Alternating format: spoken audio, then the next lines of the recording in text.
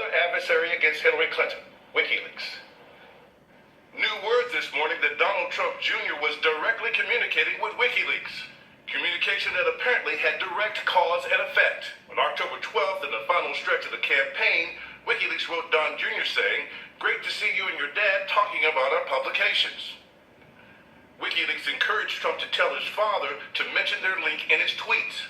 15 minutes later, then candidate Donald Trump tweets, "Very little pickup by the dishonest media of incredible information provided by WikiLeaks. So dishonest.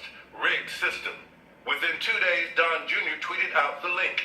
Throughout the election, Donald Trump repeatedly made known his fondness for WikiLeaks, which released a spate of damaging emails to his opponent in the presidential race, Hillary Clinton. We have to go back to WikiLeaks. Oh, WikiLeaks. WikiLeaks had been identified by the intelligence community as being a surrogate for the Russian government, publishing damaging information hacked by the Kremlin, stolen from the DNC and Clinton campaign chairman John Podesta.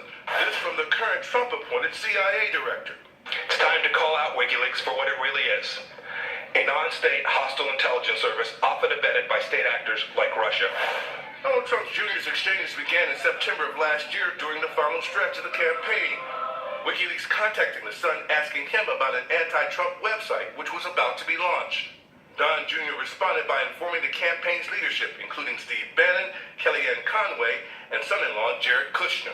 The contact continued through Election Day, with WikiLeaks writing Don Jr. saying, "If your father loses, we think it's more interesting if he does not concede and spends time challenging the media." Don Jr. did not respond to that message. Don Jr. not only expressed a willingness to accept the help of the Russian government in that meeting at Trump Tower, but here you have him in communication privately, secretly with WikiLeaks.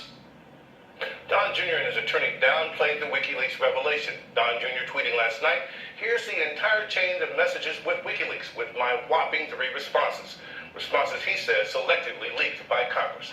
George? Okay, Peter, thanks very much. So let's talk about it now with our chief legal analyst, Dan Abrams. And now let's start out with that WikiLeaks story right there. Unlikely that sending messages is illegal in any way, but this is now the second time that we know that Don Jr. is open to receiving information connected to the Russians, and the first time that President Trump may have acted on it. That's right. The fact that President Trump tweeted 15 minutes later is what looks really bad here, though. As a legal matter, we talked about this before, collusion, not a crime per se. They'd have to demonstrate that there was some involvement, aiding, abetting in the hacking or some conspiracy to violate a crime, to commit a crime. So yeah, on the collusion note, we know there have been previous denials of any contacts with the Russians. Let's talk about Jeff Sessions as well right now. You can read the letter that he wrote as making it unlikely that there's going to be a special counsel at the end of the day here, but there's a real question of whether he should be directing prosecutors to do anything related to Hillary Clinton. I think this is a direct violation of what he promised the Senate he wouldn't do. And we played a piece there before. We heard a soundbite from him, but he was actually even more definitive in a response to Senator Grassley. Senator Grassley said to him, "To be very clear, you intend to recuse yourself from both the Clinton email investigation and any matters involving the Clinton Foundation if there are any." Sessions responded, "Yes." Absolutely clear right there. This is about the Clinton Foundation. So this seems to me that he cannot both keep his promise to the Senate and be involved in this in any way. Meantime, these allegations continue to pile up against Roy Moore down in Alabama. It appears to be some political trouble for him. Any legal vulnerability? There would have been back then.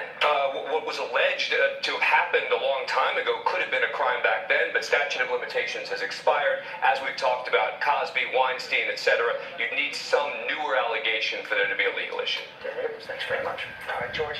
And now to